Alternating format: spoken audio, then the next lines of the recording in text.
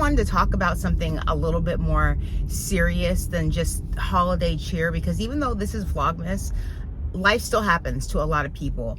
And this morning I woke up and I got on my Facebook, and I usually get on Facebook only because I got rid of it for years, and I went back to it because I have a lot of military friends on there. And it's weird because once you serve with someone, they see you at your most vulnerable points. When we go out to sea for weeks and we go out on deployment, like, we're all each other has. Like, sometimes the internet's down, you can't talk to your family, you can't email your family. But when you're in the military, and I'm specifically speaking about the Navy because that's the branch of service that I'm in, you know, you wake up and you have bad days and there's no escape on the ship. There's literally no escape. Like, you have to go to work. There's no getting in your car and going home or going for a drive or doing anything when you're out to sea. It's you, your shipmates, and the ocean. That's pretty much it. And I found out through Facebook that one of my shipmates, we weren't the best of friends, but we worked alongside each other for a while. We had the same job at the time, and we follow each other on social media platforms. He eventually got out and went back to Texas and became a personal trainer. Very handsome young man.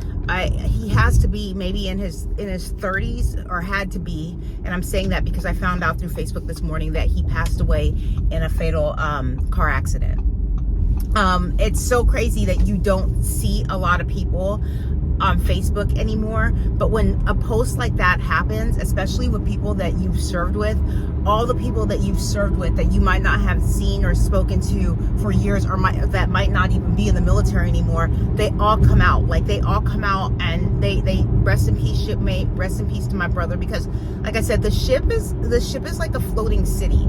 It is just imagine you growing up in a town and you know everybody in that town, and you're stuck with them for 6 months at a time, 7 months at a time, 10 months at a time. You get to see those people like in their most vulnerable positions, or their most vulnerable emotions. I've seen people go from finding out their husbands were cheating on them, their wives were cheating on them, they've lost a child, they've lost a parent, and you're stuck on the water, like literally having to wait for a Red Cross message or something to happen so you can get to this person, and you see this person just breaking down. It's not you in a building at work and you get this bad news and you get in your car and you can leave and just get a plane ticket. It's a whole process to this, and you kind of have to rally around that person. So I know that we all know that we live,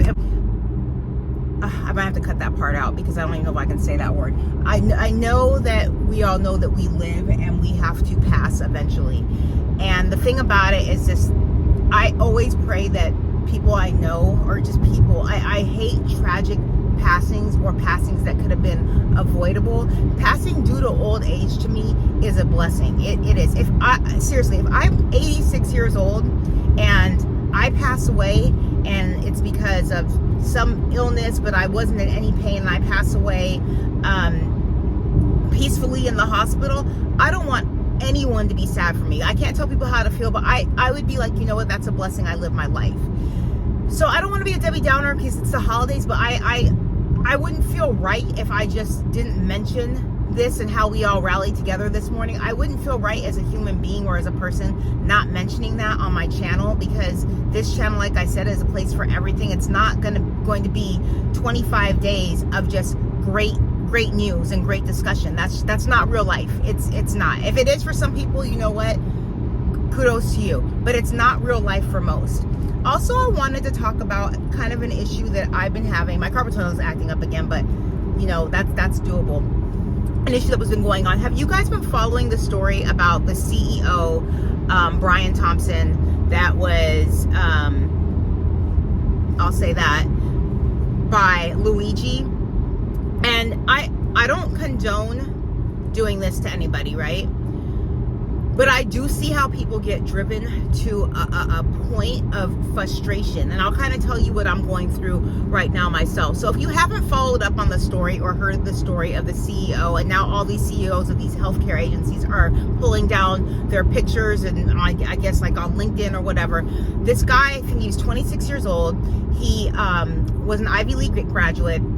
He got into some type of accident, and I don't know all the complete details, but he got into some type of accident, and the hospital messed up his back, and I guess his back was disfigured, and he was trying to get United Healthcare to pay, and they were denying his claim. And this guy was affected to the point where at 26 years old, and this is not a big deal, but it kind of is for a livelihood, and especially a 26-year-old male or person, he wasn't able to perform anymore, because of this injury.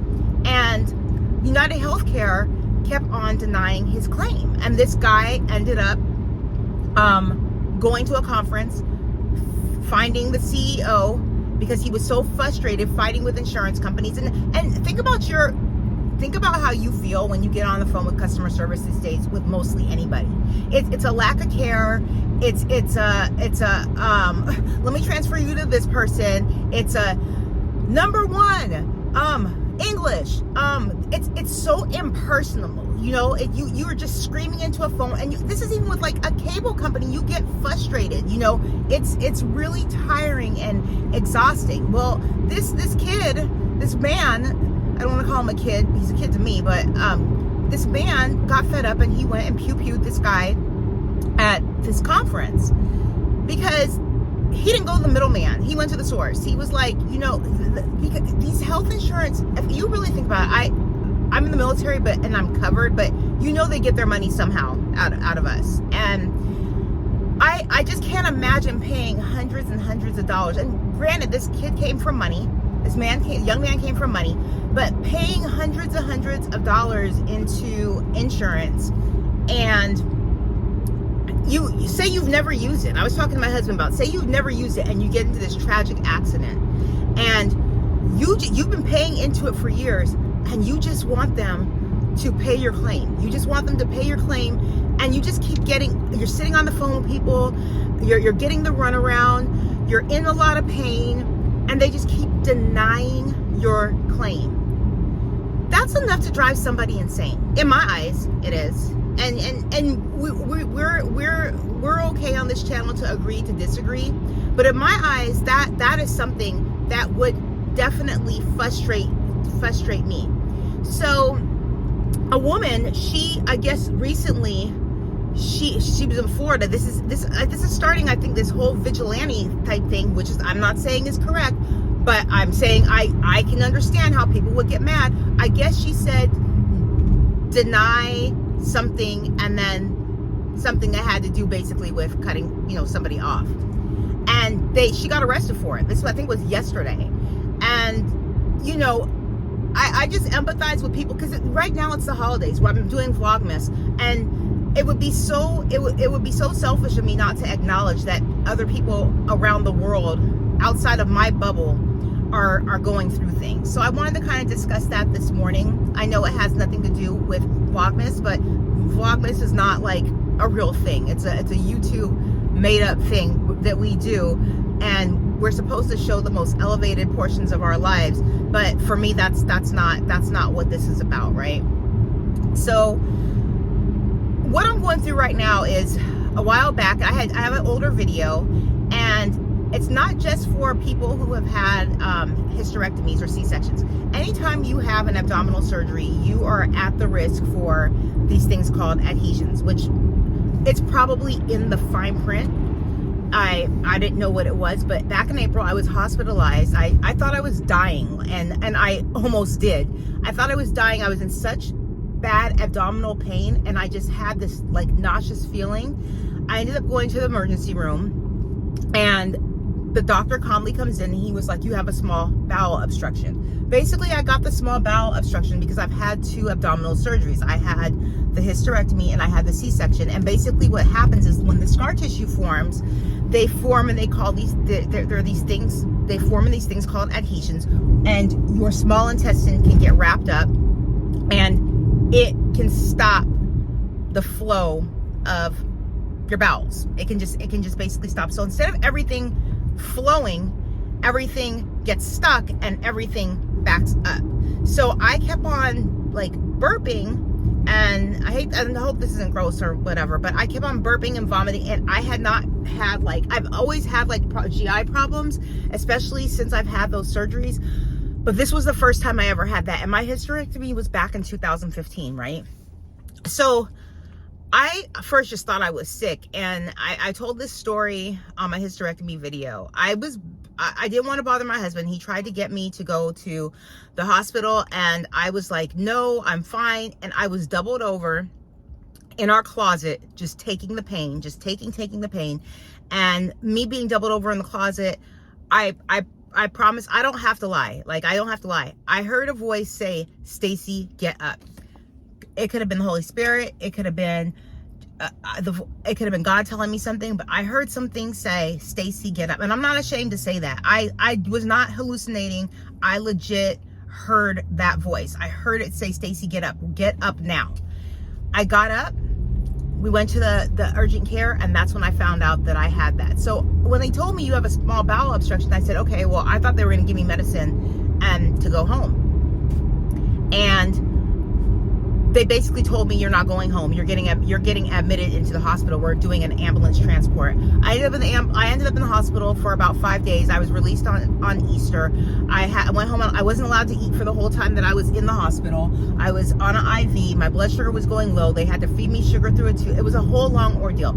All this to circle back to, and it's in that video, so I don't want to rehash the whole video, because I have a video on that, especially for somebody who's had a hysterectomy or had an abdominal surgery. I put the information there. Well, about a month and a half ago, I started having GI problems again, and they sent me home telling me I've been taking Miralax every single day. I've been taking fiber pills every single day, and I was having GI problems again. I wasn't able to use the restroom for like 3 to 4 days at a time. And when I did, it was like hard. It was really like hard to do.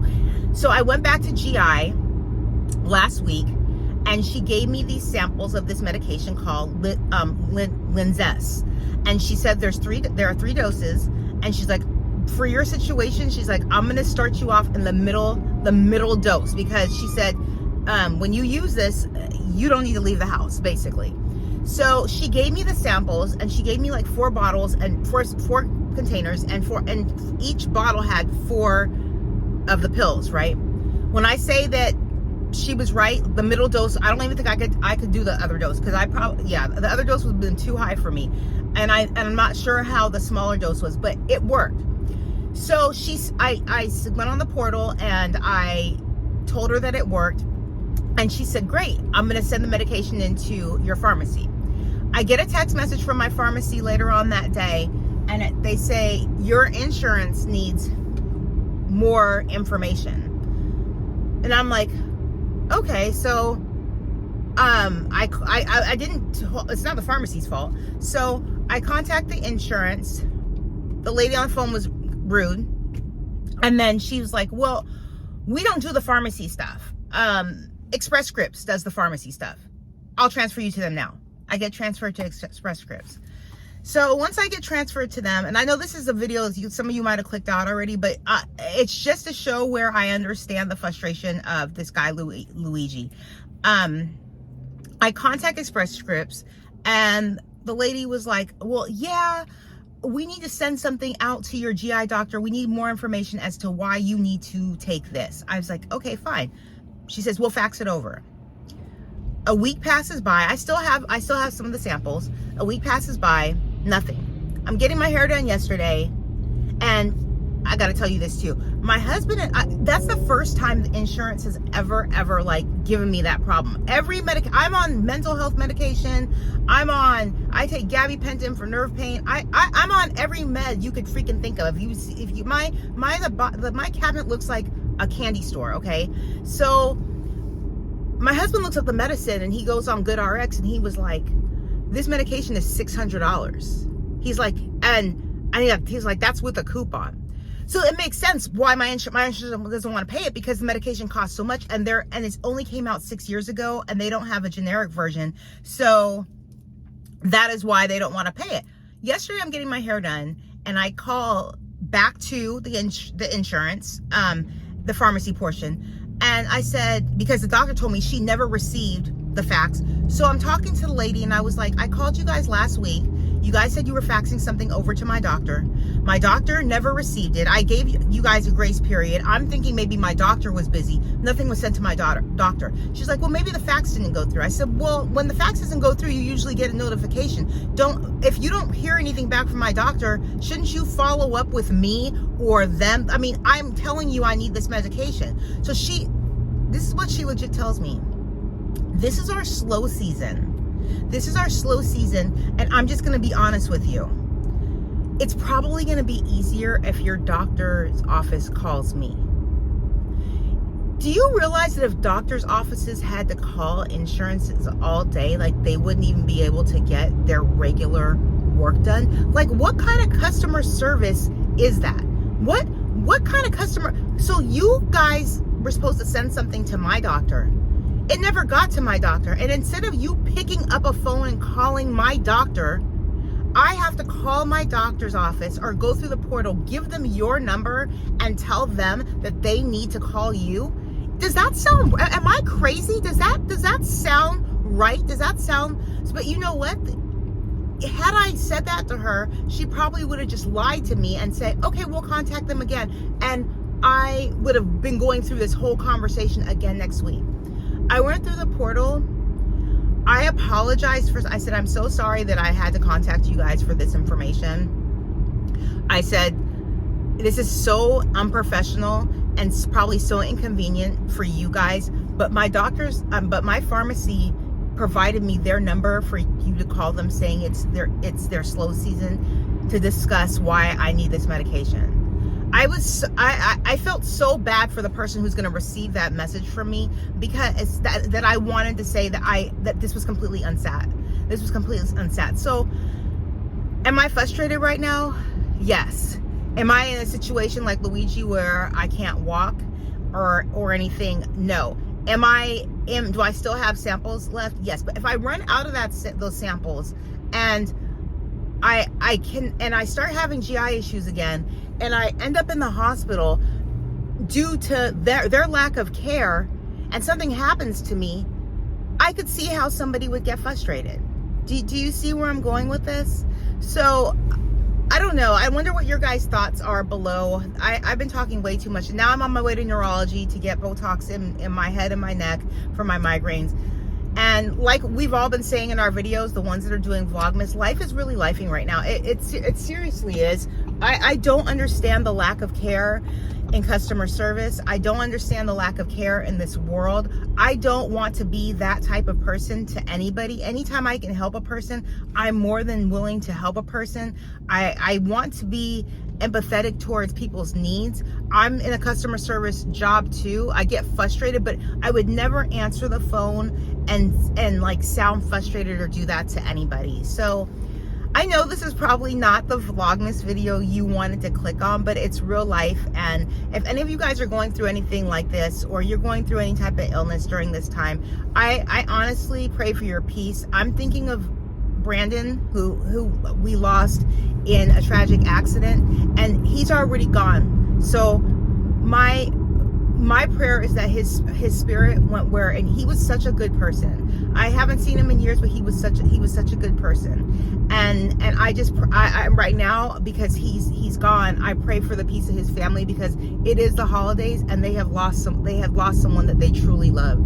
So I hope this wasn't a Debbie Downer video. I just wanted to come on here and be real with you guys. I don't want to make it seem like my channel is just about, and I know I've already said this, just about happy things and happy days, because that's just not real life. So I hope you guys are all having a great day. I'm going to head to neurology. Here we are, comfortable pillow I get to rest on while he does the Botox in my back of my neck. Only takes like less than 5 minutes. probably be in here like 3 minutes at the most once he gets in here.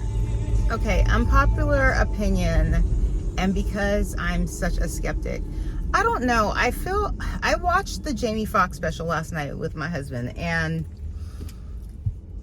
was that supposed to be a comedy? Like, I'm confused. If you've seen it, let me know below, because I feel like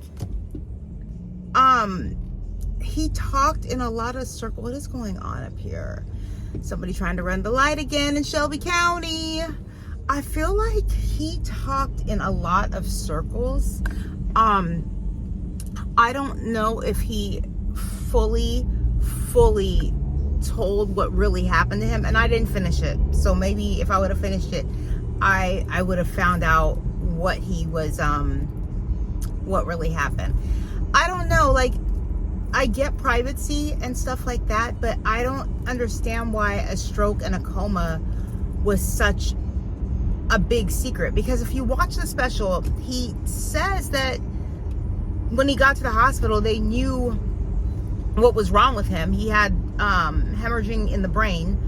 So if that's the case, why couldn't they just tell the public that he had a stroke? He was suffering from a stroke. And then he had said that he could not remember like 20 days. So I Googled, you know, just me being the researcher and having the access of Google at my fingertips. I Googled, is it common to go into a coma when you have a stroke? And it said, yeah. So I don't know. I don't know. Maybe I'm just reading way too much into everything, but I just feel like not everything was told in that special. And if you saw the special, you can let me know the end. I just thought it was a lot of talking in circles, and if it was going to be that on Netflix, maybe he wasn't ready to tell the full story and probably just shouldn't have.